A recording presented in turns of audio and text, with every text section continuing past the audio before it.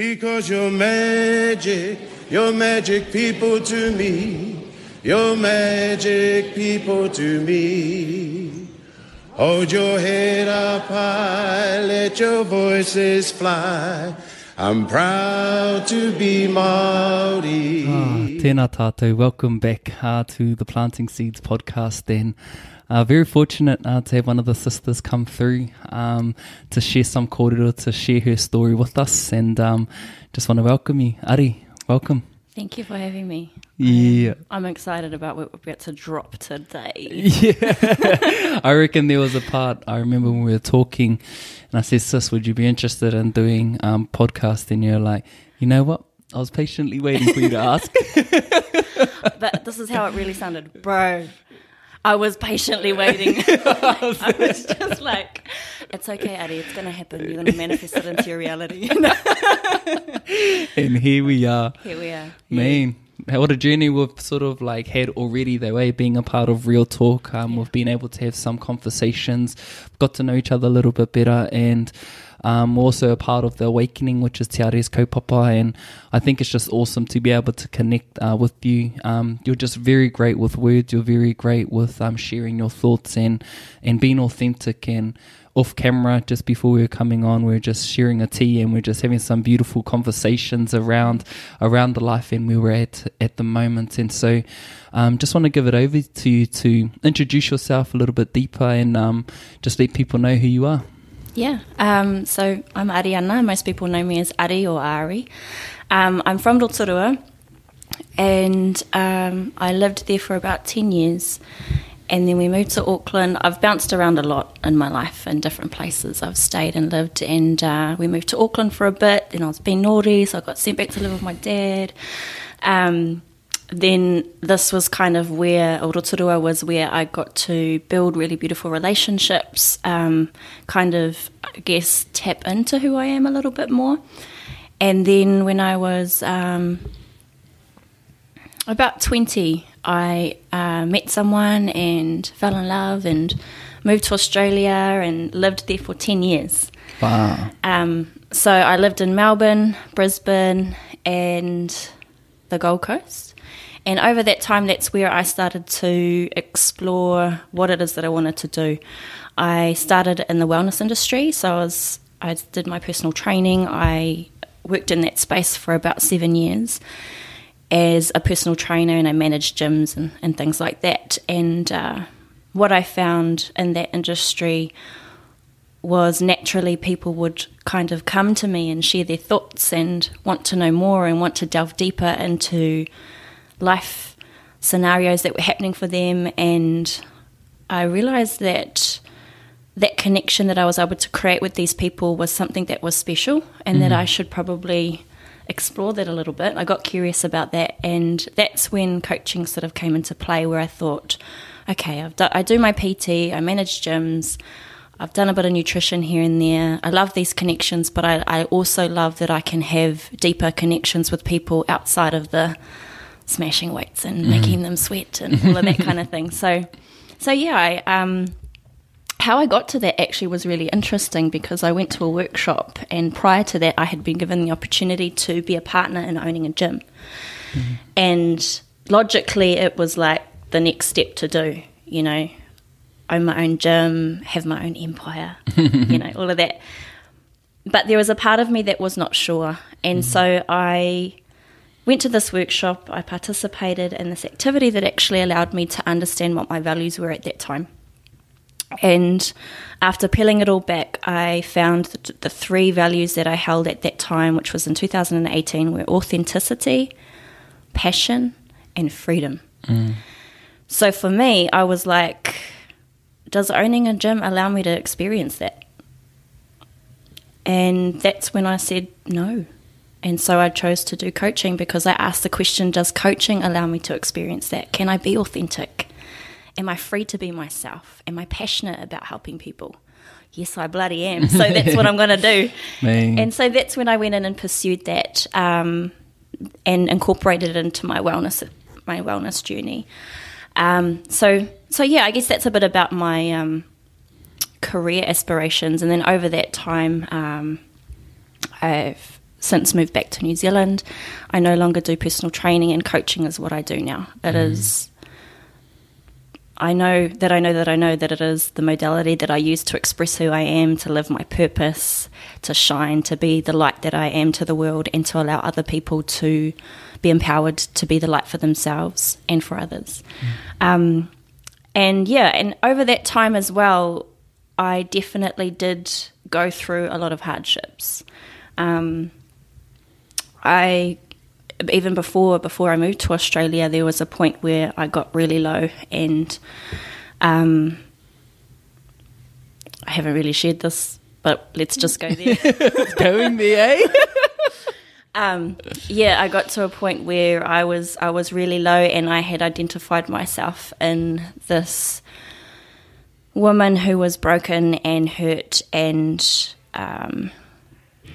just really hurting, and just the byproduct of everything, all the pain and rejection that I'd experienced in my life. And I got to the point where I chose that, I don't want to live anymore.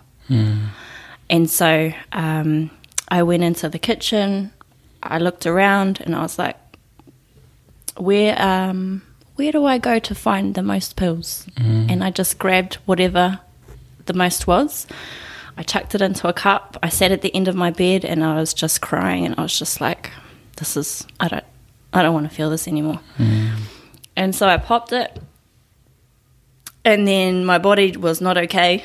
I was reacting to it, and then in that moment, it's like God stepped in and was like, Ari, this is not your time. And I freaked out, and I called the ambulance. They came and got me, and I had another chance to live. I had another opportunity to live, and thank goodness that didn't take my life, because, it really did. It has contributed to my journey, but it really did. In retrospect, I see there was so much more for me to do, and there was so much more connecting that I needed to do, and there were so many more people that I needed to help and inspire and to bring hope to. So there was that, and then there was my dad.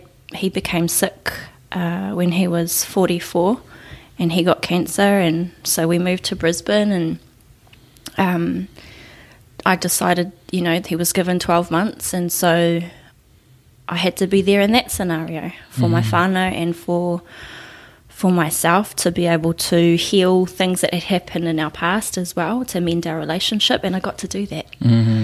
And that was beautiful too. But then in losing my dad, it also brought up those feelings of why I have so many siblings, and at the time I think they were only 6 for 2 little ones, and then I've got 8 in total. And I thought, why would God do that? Like, why would God allow a beautiful soul to leave his family behind and to have to pick up the pieces? And that, I think, was one of the big things that that really propelled my journey. It was a thing that made me consider, it wasn't till a couple of years later, but I started to consider, perhaps I'm being a victim to the situation. Perhaps I can change my perspective and see that maybe my dad needed to go so that I could, for me personally, so that I could step into who I am, so that I could be who I needed to be for my family, so that I could explore my authenticity and who I am. And it definitely I think that was the snowball moment. That was the moment where I started to really try to understand all of that stuff. Right. And then probably not till 2018 when I turned up to that workshop, and a lot of stuff had been going on with my relationship at that time, and I really was unsure. I remember having a conversation with my sister, and she said, I feel like you're holding back. And she's 10 years younger than me. She's a wise soul. But she dropped some really good knowledge as well when I talked to her, and I love the relationship that we have. But yeah, she said that to me one day, and it stuck with me, and I was like, Ari, why? Like, why are you holding back? Just be you, be yourself. And so then I started to really delve into it. Started reading books, started listening to podcasts. Yours was actually one of the podcasts that I started listening to. And I remember hearing you and Stan share your kōrero, and I was like, oh, that's cool. And it's even been really inspiring just watching your growth and the way that you bring yourself to the table, the podcast table, and how your articulation and how your wisdom and how your journey is projected into this experience and the questions that you get to ask people, and it's really been beautiful seeing that for you. But yeah, your podcast was one of the ones that I would listen to. I have read many books, and doing that, after that I sort of went on a solo trip overseas to Europe, and I did my coaching, and then I got to a point where I realized that, you know, the relationship that I was in, which was 10 years, wasn't right for me. And that I wasn't right for him. And that was a big thing to let go of. And so, yeah, we let that go. And then that led into the year of COVID, which was, again, more challenges, more experiences. And that's also when I decided to move home. And so it will be actually next week, it'll be a year that I've moved back home. Wow. And just in retrospect, looking at how much has happened in the year that I've been here and the people that I've been surrounded by, like, such a beautiful journey. But even last year was rough too, because that transition of me moving back to New Zealand, I actually slipped back into another dark space. And I'm really grateful for the people that were around me at that time, because Tanya being one of them, from Real Talk, she was actually my business coach at the time. And yeah, I'm just so grateful for the environment that I was in when I was going through that, because I had slipped into a mentality that meant that I had identified myself with these emotions. These low feelings, and I could see myself going down and then coming back up, and then, yep, I'm all good, I'm fine, boom, I can fix me, back down. Yeah. And I'm like, oh, so sort your life out, what's wrong with you? And I actually ended up reaching out for extra help. I went and got some counselling, I went to the doctors, so I experienced a bout of depression in that time as well. And then after that, it's like the universe was like, this is what you needed, and now you get to step into your power. And now you have a deeper understanding of empathy and compassion, and now you know what it feels like again to be in the trenches, to go through those hard times, to experience that pain, that suffering, and you also know how to get out. And you also know that you have the power to prove to whoever it is that you come into contact with that they can do it too. There's a way out. And that's where I think Real Talk is really powerful too. You know, you got to share your kōrero, your story. Everyone has such different stories, such diverse personalities, which I love. And it's inspired so many rangatahi and adults to really sort of have a look at their life and ask, you know, am I going to keep being a victim to it? Or am I going to take back control? Am I going to choose a different perspective? Am I going to choose to tell a different story? And so with everything that I've experienced in my life, I'm like, I'm so grateful that I had that experience where I wanted to end my life, but, you know, the universe stepped in, God stepped in. I'm so grateful that I had that 10-year relationship. So grateful for everything that it taught me, everything that it gave me. I'm grateful for my dad, for everything that he could give me, for the passing of him. And what that meant for me was that there was a transition in our relationship that went from being a physical one to a spiritual one. And now I have him on my back going, go Buddy, go Buddy. I can hear him all the time speaking that into my life. And I just feel how proud he is of me. And I don't say that in a boasting way. I could say that with love. Like, I genuinely feel his spirit with me every day. And these are the stories that I've chosen to shape. This is the perspective I've chosen to have of everything that I could say happened to me, but I've learnt that everything happens For me and through me.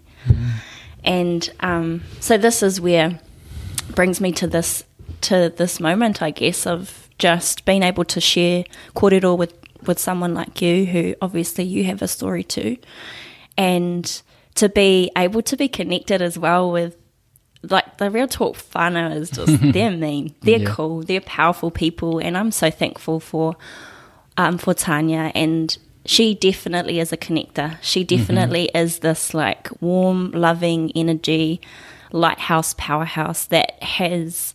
I said to Tanya, it doesn't matter who you are, if you're a part of this kaupapa, you go home with something.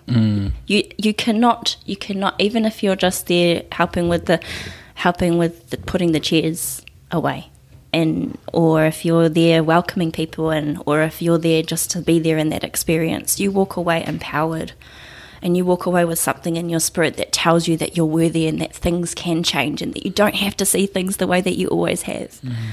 And that's what I really truly love about what this opportunity has given to me, is hearing different stories, seeing different perspectives, connecting, seeing the change and the shift that it's creating, and seeing where it's about to go as well.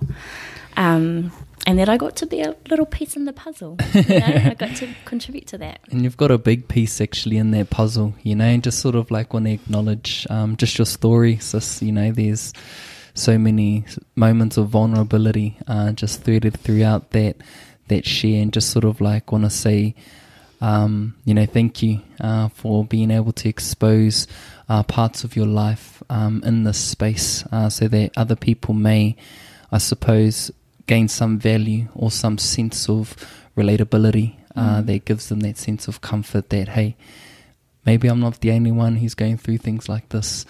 And I noticed there was a common theme that was throughout your story, and interestingly enough, you shared a lot of it as we were off camera, and the words that come up for me is like letting go and surrender.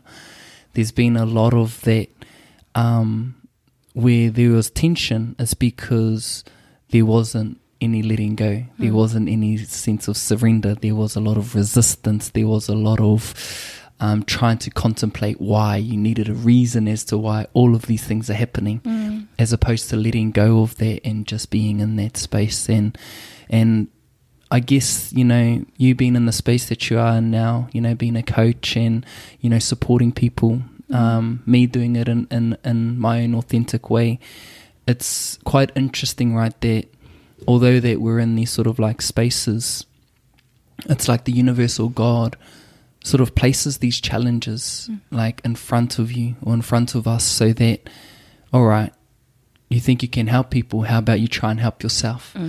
Right? And what are the things that you're sort of like learning, whether it's through letting go or going through this process of continuously overcoming challenges? Are you developing so much more as you contemplate these things? One of the biggest things, just as you were speaking, is in order for me to let go and to be able to do that sooner, I need to have that awareness. I need to be consistently being the observer of my journey. I need to be witnessing my thoughts, feelings, behaviours and patterns. I need to be questioning it, be curious. And it doesn't have to be a heavy thing. It doesn't have to be, what are you doing? Why are you doing that? Because that, again, is that egoic, critical mind that comes into play that says you should be here, but you're here. But for sure, it has been the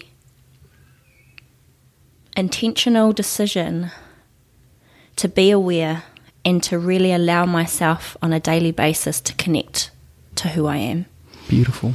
And I put things externally within my space, that allow me to be able to do that. I do the awakening, I do morning rituals where I journal and I show gratitude and I meditate and all of those types of things. But one thing actually that I've learnt within the awakening is how important it is that your internal world is your priority. So that's what I've learned. I love that. On a deeper level, is what I've learned is in order for my internal world to be a priority, I need to have that awareness. Yeah. And as I witness everything that's playing out within my life, it is no longer that I'm sort of just watching a movie. I'm actually being the director. The director. And I'm ensuring that every take, every Scene. script, every scene, all the lighting, that everything is in alignment with who I am. That is the core of it all. Yeah. And that's essentially how I get to let go. Yeah. Because even though letting go has that connotation of being difficult, and it is difficult, and there is so much beauty in it too. It allows what is meant for you to come into your life. It allows you to experience growth on another level. And it's also necessary, the pain that comes with letting go. It's, we're coaches. A big part of being a coach, I think, before I sort of deepened my understanding of what it is for me, is I want to stop people suffering. I don't want people to have to go through what I went through. But it's not that. It's teaching people how to be empowered to navigate the pain and to let go of suffering, because pain is inevitable, but suffering is a choice. Yeah. And so the letting go process is me standing up for myself and saying, Ari, is this in alignment with you? And sometimes there's got to be that firm voice, that motherly, like, Ariana, what are you doing? Yeah, you should know better. These are your values. Sis, up to. What are you doing? What are you doing with yourself? And from a loving place, though. And that's where I always have to remind myself, come from a place of love, because then if I come in and go, bring that to the table with judgment, then I'm falling back into that. Yeah. To that cycle of there's some sort of attachment there if I'm coming with judgment to me showing up in a certain way or a certain outcome happening for me. So, yeah, I hope that I answers the reckon, question. I just feel awareness is probably the most beautiful part of growth. Yeah. The more you become aware of certain things, the more you are able to contemplate the decisions that you make, whether it's the way you behave, the way you think. With awareness, you now have an opportunity. You've created a space and time to where you don't just mindlessly do the same thing and repeat patterns. You now become the observer and be like, oh, this is happening because I'm doing this, this, and this. Now if I just change one of the ingredients where I don't do that thing, what would be the outcome? And with awareness, you can almost sort of like get a better gauge of the flow of where things are going. And I like how you said, what you're learning through the awakening is just how important our internal world is. And oftentimes our internal world is reflecting what we're seeing in the external. So if there's something in the external that you're not necessarily feeling aligned with, whether it's your job, whether it's, hearing complaining all the time, whether it's this or that, there's something happening internally that you have control of, which is the thing that I like about it, is you have control of how you're feeling inside. And I think the part of letting go is that if you let go, who are you without it? And I read in the book Becoming Supernatural by Dr. Joe Dispenza that we actually become addicted to the identity that we've been created, that we've created through either emotions, through suffering, is that we've identified ourselves to these particular states of being, that if we let go, we don't know who we would be, or people don't know who they would be without it. And that's a beautiful way of looking at it, because when you do let go, coming back to sort of what you're saying, is you've now freed up some space to recreate, to redevelop, to go back into those value systems. And if you don't have any, man, you can create that, which is the beautiful thing, is that if you don't know who you are without these, you can recreate something that actually aligns with you. And one thing that I want to sort of like share around this internal space, and I heard it from This guy, Ryan, he rang me up, I think it was earlier this week, because he's helping me with some breathing as I'm trying to overcome asthma. And he said, because I use an inhaler, and he said, you've got an internal problem and you're trying to use an external solution. Oh, snap. And then I was just like, whoa. So he was sort of telling me that, you know, the inhaler isn't the medicine, your breath is. So start to see your breath as the medicine, and now you've got an internal solution for an internal problem. And I was just like, whoa, all of these. And I really got that. You know, I understood that because of the journey that I've been on, that when he said that, I was like, boom, I connected to it. And so, you know, it's such a beautiful sort of like space when you can dance around with like your awareness, and you're someone who really sort of takes a lot of time in sharpening that. And what's one of your recent breakthroughs around one of the things that you've recently become aware of? It actually was what we spoke to before the podcast, where I was on Sunday. I was supposed to see you last week, and on Sunday I had something triggered me, and I started to sort of feel the emotions. I started to feel the pain and the hurt, and then what came with that was the resistance to that. And in that moment, I didn't subconsciously understand what was happening. In retrospect, I was able to take a step back and look and see what actually happened. And that's the beauty of awareness. But what I unpacked when I did have a look at that scenario is that I was viewing these emotions as bad. I was viewing this experience as bad, and I don't want this, and no. But what we resist persists. So in that moment, I was deep in that, and I felt that pain, and I was like, just really, identifying with it. And that, I guess, that attachment and that addiction, you know, to that feeling, had me for a moment there. But then what I was then able to do after that was to look at that experience and say, okay, yes, that was uncomfortable. Yes, I did experience some pain there. But was it bad? Can I see this differently? How can I experience this differently? What view can I bring to the table that is in alignment with my values? Surrender, flow, love. How can I bring that to the perspective that I bring to this scenario? And so in doing that and changing that, connecting to myself and who I am, I was then able to observe that scenario and say, yes, pain is difficult, and it is a gift. It is beautiful. It is the thing that allows my soul expansion. It is the thing that allows me to grow.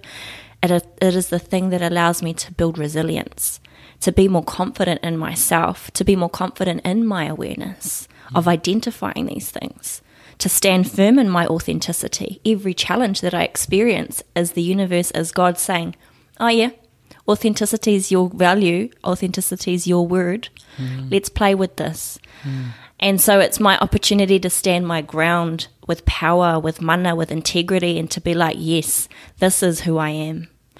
And so, and it's this like loving yet powerful, you know, it's that polarity of like a motherly love, like I was saying to you earlier before, you know, there are moments where you have to be firm with yourself and you have to be like, hey, this isn't you. I love you. I love you enough to steer you back in the direction that you know that you're called to be walking in. And so, to wrap that up, essentially what I learned there was that you go, girl. These feelings that I felt, they were dumb at the time. They suck, you know, it sucks to experience it, but man, the beauty that comes from it is powerful. And how empowered you feel when you realize that. When you can take this and you can use this pain as your catapult into your growth. Like, this gets to be the thing that is the light underneath you that stirs you to do the work. And then you become more for others because you're stepping more deeply into your authenticity.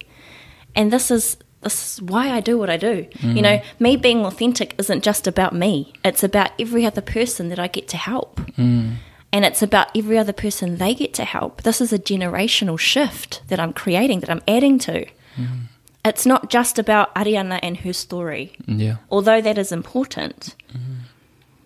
It is a part of a collective consciousness. It is a part of humanity. It is a part of the growth of all of that. And if we actually choose to actually like fully accept that that's what our part is in this journey, is to contribute to the collective consciousness of the world, is to contribute to the expansion of humanity, is to be a part of a shift where your children and my children know who they are. And they suffer a little bit less because of that. So it's not to take the suffering away, but it's to empower those to be able to navigate it, but also to not have to experience suffering that is unnecessary. Yeah. I think it's also like the beautiful thing around all of that, right? And I really enjoyed you just going off there. That was fucking on. Right? The beautiful thing about that is, you know, it's just a different perspective, right? And, you know, when you're going through these particular emotions that do feel yucky or that do feel ugly, oftentimes our perspective is clouded from those feelings. And what I believe awareness does, or this journey does, it gives you the ability to find rest in that until the other awareness or another perspective enters that space. And I feel without the awareness or without the sureness in self, that period of staying in that bubble could be prolonged. It could last a lot longer than it needs to. Whereas if you're able just to sit in it and acknowledge those feelings and be like, yo, I'm feeling it, I'm going through it, and you just find your way back down this funnel and be like, all right, but I know that I'm all good. I know that I'm okay. I know that things are going to go. I know that things will pass. And then you get to a point, you know, as you mentioned, like, how else can I view this? And I feel it's just awesome how, you know, we're experiencing similar things at a similar time. And I feel with my journey currently, you know, just launching Te Ara Hau, there has been a feeling that I've been experiencing inside as well, which is a combination of emotions, right? As I alluded to before this, which is like nervousness, excitement, uncertainty, all of these kinds of emotions that's created this concoction where I've just been in this sort of like space within myself where I haven't found the words to communicate. And it's lasted for like a day or so. But coming out of it, right, knowing that what a blessing it is to feel those feelings. When change is on the horizon, when you're doing something that aligns for you and you get the privilege to have these kinds of challenges that is in support of your growth, that is in support of what it is that you're doing. And I just really enjoy being able to sit in those moments, right? And I'm not like having a party, but I'm just got the emotional capacity, I suppose, to sit in that and feel okay, and then come out of it and still feel okay, right? And I think it's just important to acknowledge all of these different states that we go through, not to sort of like create these fairy tale images like, yo, my life is sweet, you know, I'm just doing everything and it's working out fantastically. And in an actual way, it is working out in that way, right? But what people see as to like how you actually feel can be totally different. But I think it's just important to acknowledge ourselves in all of these different spaces. Yeah, I agree. I agree with that. And as you were speaking, I found my thoughts alluding to the idea of, someone asked me, my flatmate asked me the other day, where's home for you? And because I've bounced around so much in my life, and I can't say that there is a place. my answer to that was, well, here. And I just touched my heart and I said, here is home. And that's where what I've learnt in this awareness and this, creation of this internal world is that wherever I go, if I'm honouring myself, it doesn't matter where I am. I'm home, because home is inside of me, and it's this place that I get to create, like you say, this magical place I get to create, get curious about, and connect into my authenticity, and that really brings a sense of peace. I love that. That I don't need to rely on somebody else or something happening to make me happy, because there is peace within me. There is contentment within me because I'm aligned with who I am.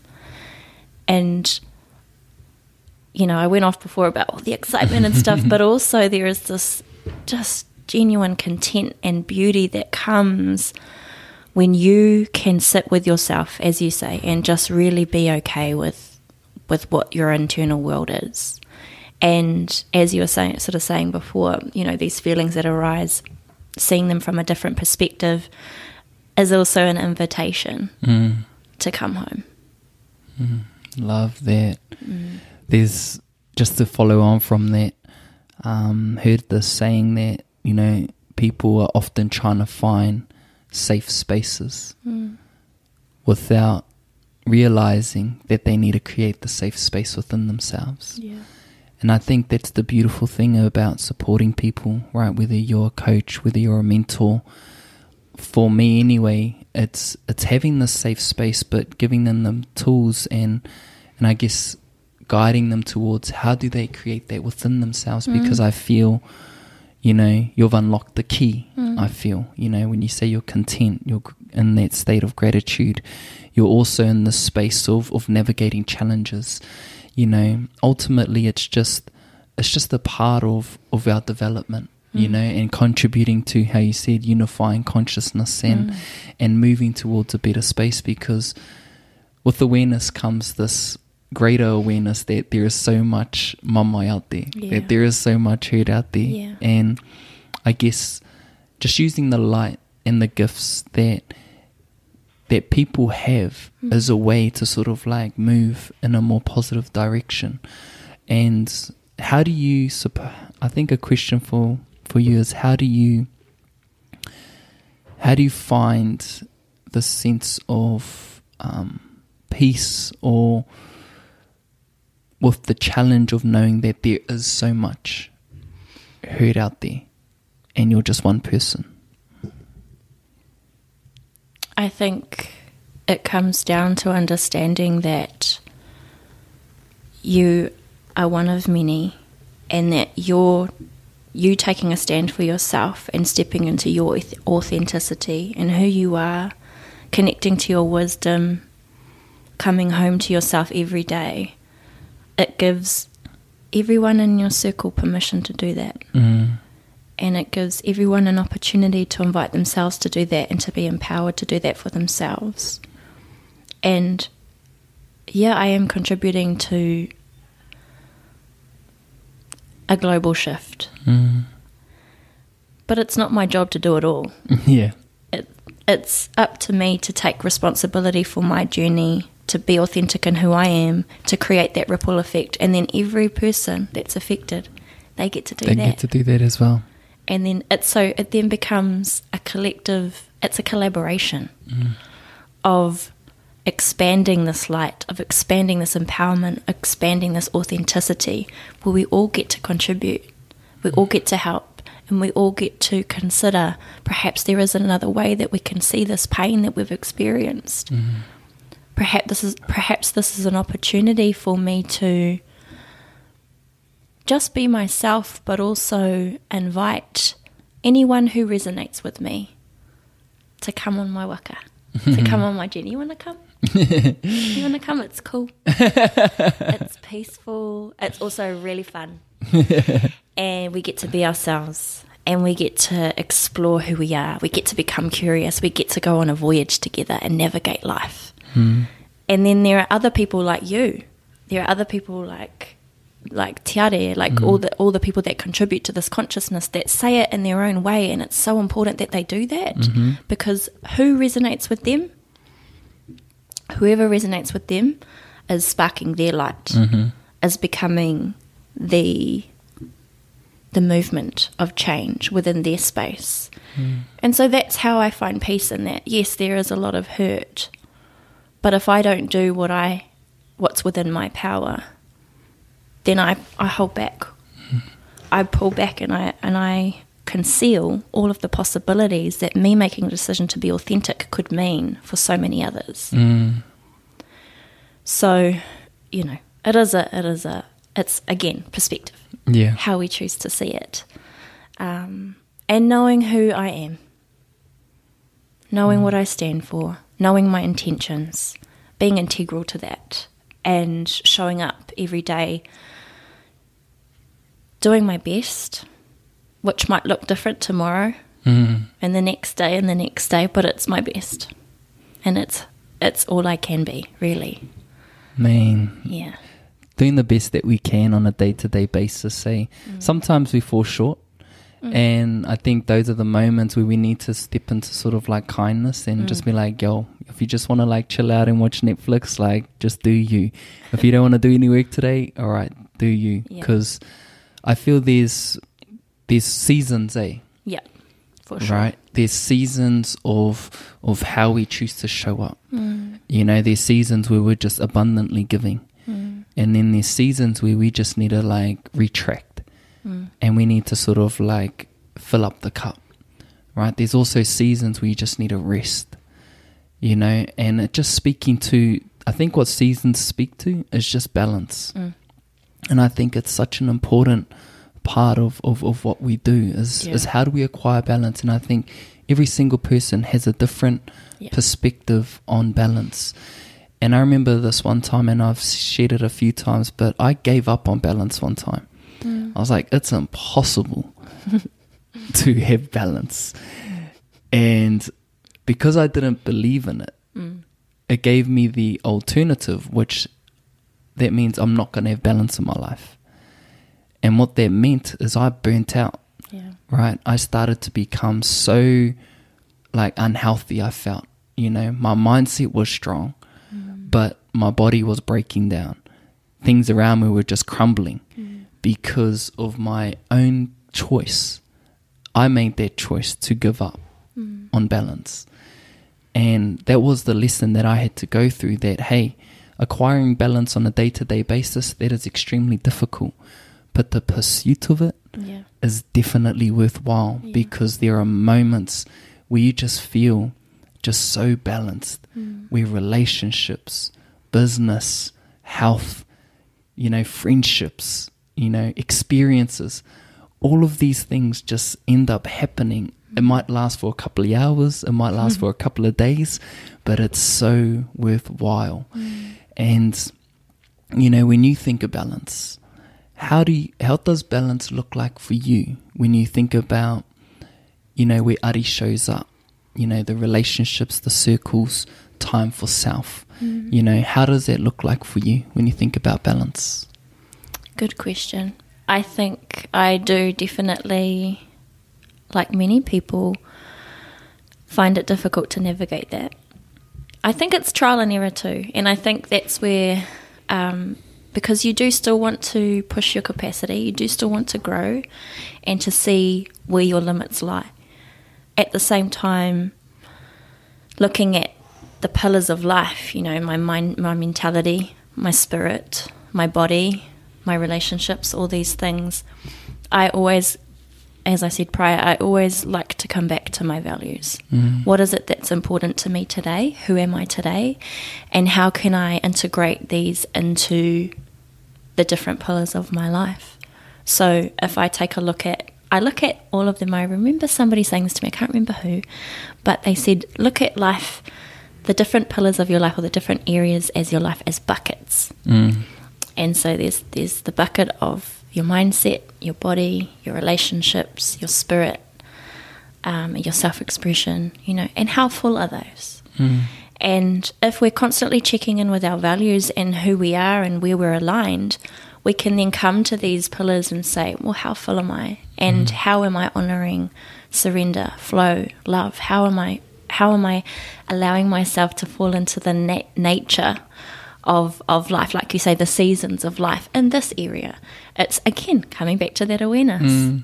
If I am aware, then I can choose to come to these areas of my life and ask, is this balanced? Is this in alignment? So I guess, like you say, there are moments where it feels like everything's in harmony and synchronicity, and you're like, yeah, this is a good vibe. This is it.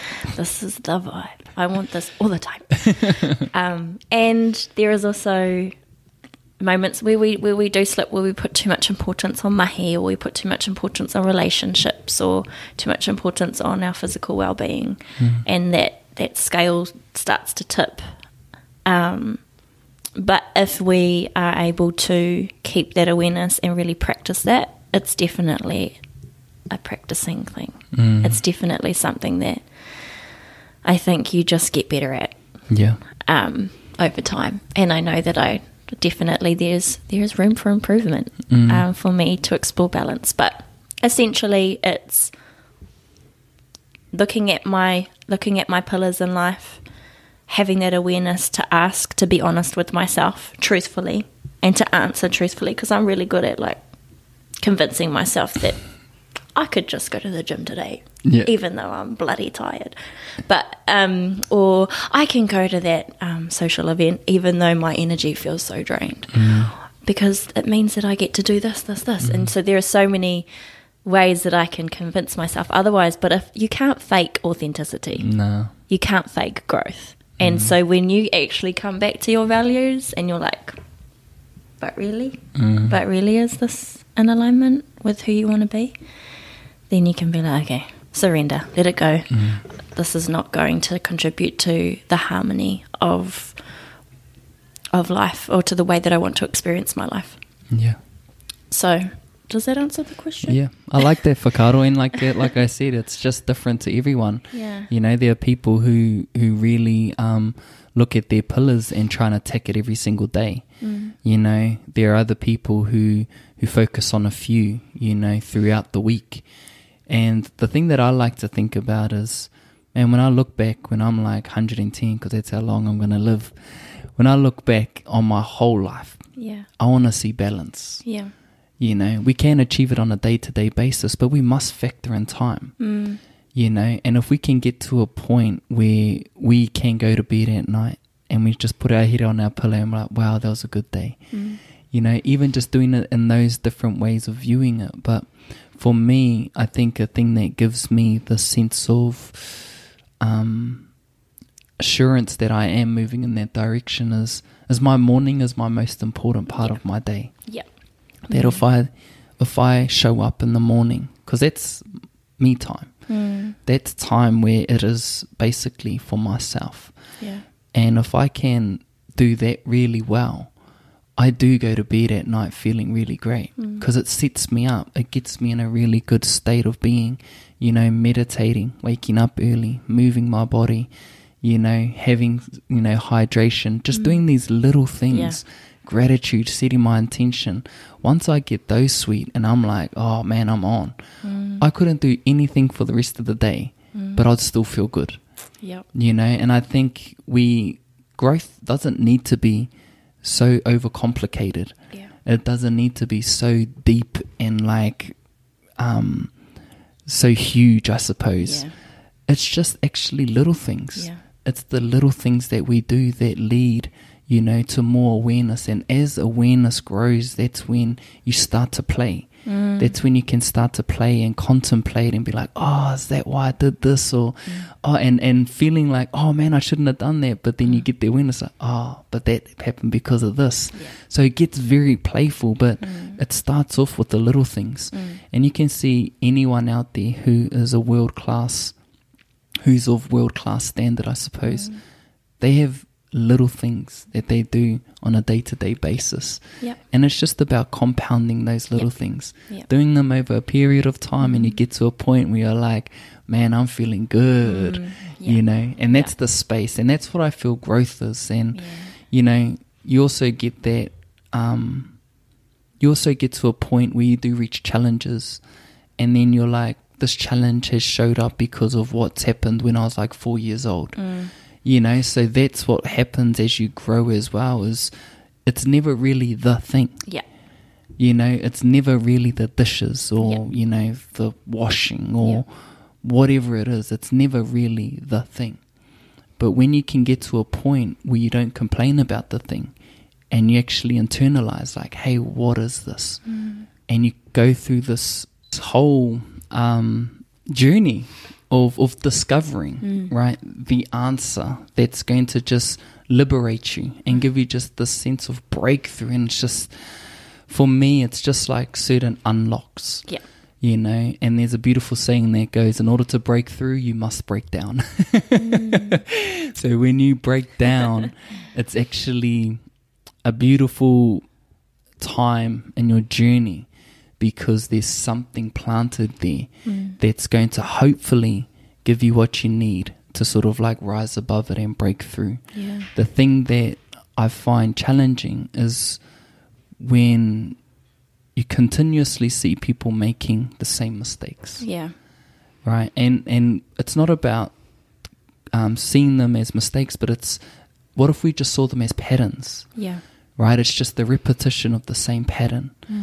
And so the thing with what we're communicating is, I feel that could be of value is just try and recognize these patterns in your life. Yeah. And once you recognize those patterns, man, that's when you actually start to sort of like change circumstances and situations that could be of more value to you.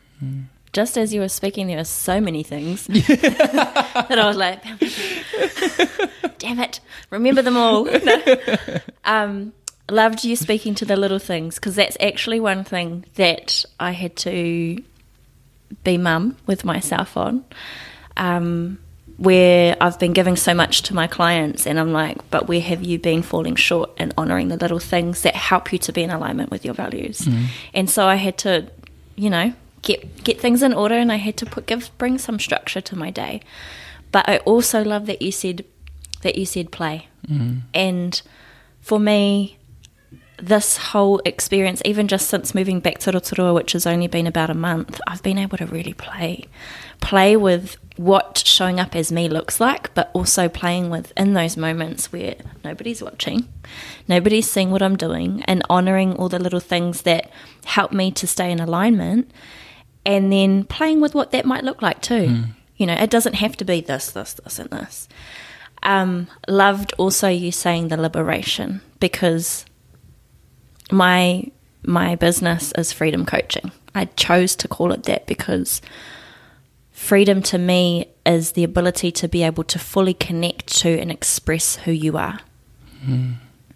Authentically, honestly, raw, and all that you are. And the contentment, the joy, the happiness that comes with you being able to just be yourself, it's so beautiful. It's so beautiful, and it's so freeing, and it's so liberating. And that's why it's worth doing the work. That's why it's worth having those little things in place, those little structures in place that we were saying before. You know, I love the mahi that I do, but there are elements of this mahi that I don't particularly enjoy. Like, I don't really like doing the budgeting and accounting stuff and all of that kind of thing. But I can choose to see it differently, I know. But at the same time, it's like, but this is contributing to me being able to fully express who I am. You know, this is one of the steps required for me to show up and be who I need to be for my clients, and for every modality that I use, every experience that I create, every event that I'm a part of, every interaction, every energy exchange. It allows that true authenticity to just flow in through, and it means that afterwards, like what you say, when you look back in retrospect and look at your life, yes, balance is so super important, and balance comes as well. It is married with, I believe, being authentic. There's not just one solution to living, to going about this journey. There are so many facets to it, and so many facets to who we are. And if we just allow ourselves to be curious about these different facets, and to not suppress different parts of us, and to not hold judgment towards them. And even how we were speaking before about really like embracing the polarity of life, the light and the dark, you know, the parts of me that can sometimes be a little bit of a dick, you know, or I can be a little bit harsh, or I can be a little bit judgmental, or I can, you know, there are habits that I've acquired over time that I'm going to love on because I'm choosing as well to have the awareness to understand the whakapapa behind that behaviour. What is it that's made me do this? What are the thoughts and feelings behind it? What are the patterns? What are the emotions that are attached to it? When did I feel this? Like you're saying, it could be back when you were 4 years old, with that time where you felt scared and anxious, and that little 4-year-old has not healed yet, and that she's asking you to just, can you just like hold me? Can you just like look into my eyes and tell me you have my back? Can you just let me feel what I need to feel and let me experience this right now and feel like you're holding my hand, you're standing next to me, and you're taking me into this journey of life. And then you get to uncover the belief that's beneath that. Yeah, so important. And for me, with the work that I've done with others and with myself, 9 times out of 10 it comes down to worthiness. I love that. I reckon that's so powerful, man. You know, feeling unworthy or not good enough, those are sort of like the diseases that I feel almost everyone, I don't even feel like bad about saying everyone, but I think everyone has those kinds of feelings of not being worthy or not being good enough. And I think that's why it's even important, you know, coming back down to, you know, authenticity and being your true self, because hey, if you're true, if you're in that space of like you being in alignment with you, man, you are way worthy. You know, you are so good enough. And I like, there was one thing that you said in there that I really like. You can't be balanced and not true. You know, you can't necessarily sort of be in this space of joy, of abundance, if you're not true, if you're not authentic. You know, and I feel everything in your external could change, but if you are true, none of that would really matter in the grand scheme of things, right? But when you are true, you now get the opportunity to reach a level of becoming a deliberate creator. You know, that's where you truly harness your light and your power and the journey of your story. You start to create that, you know, through manifestation, through thinking, through feeling, through being true to you, because the steps and the pathways that opened up are just going to be in your favor, right? And a kōrero that, you know, Coach Tiare tells us all the time is that there are only blessings and blessings in disguise, right? And when you so much. And when you see through that lens, man, it changes everything.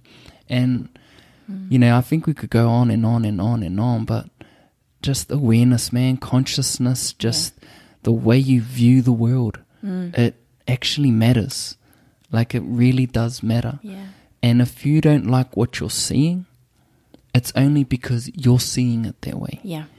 You know, you can change it, you know, just through minor shifts, right? Through receiving the support that you need, whether it's through the Sister Tiare or Sister Ariana, or there's so many other people out there who have these services to support you. And it's about aligning yourself with people or spaces that can give you the support that you need. 100%. And so to wrap us up, sis, what are some final words? If you do have any, you've shared some gangster rants and bombs and all of this. Have you written something? I actually wrote something. I came prepared. I was like, I know he asked this question, and I want to turn it up. So I love the preparation, bro. This is next level. I think I'm going to share this because this was cool. I a couple of days ago, I listened to this orator, the speaker, T.D. Jakes, and he's just someone that I listen to him, and he's just like speaks to the heart, speaks to the soul. And after listening to that, I was also in the process of visualizing my month. Like, what do I want this month to look like? What do I want it to feel like? And Well, yes, it's what I want my month to look like, but also life in general. I wrote this piece, and I'd like to dabble a little bit with poetry and stuff like that. Love that. So this is what I wrote, and I think this is what I want to embody, but also what I want to leave the listeners with to consider. Life allows me to connect to my purpose and the power of my story in the most perfect way, perfect to me. In the words of T.D. Jakes, I create a potency that penetrates the soul. I experience an abundance of gratitude for the polarity of life. The truth that pain propels my power is something that holds reverence in my spirit. So much so that doubt becomes but a blip in my perception of the expansion of this vast universe. The art of surrender is sewn like a golden thread through my actions and my words. Nothing sways me away from this unless I allow it.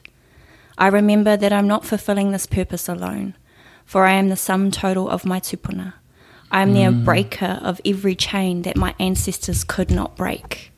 Fulfilling my authentic expression allows me true abundance to be freely experienced through me. Yeah, love that, right? Thank you so much for sharing that, for sharing your beautiful story as well, Ari. And, you know, I love how you brought up T.D. Jakes, because I heard something that a friend told me that he said. And he said, when you look at life, it's not about accumulating money. It's not about accumulating experiences. But it's more so progress. He talks about progress being the main thing that people should be putting a lot of the attention on. Because when you progress, you live fully and in alignment. And so just wanted to leave you all with that, te whānau. And again, thank you so much, sis, and to the whānau. Hope you enjoyed this conversation with Ariana, who is a facilitator of her beautiful kaupapa, Freedom Coaching. If you do want to know more about that, we'll put in some links. And also, if you have found any value from this, make sure to reach out to the sis and let her know one of the key parts of this podcast that you enjoyed. Kia ora tātou. Thank you so much. Yeah. Yeah.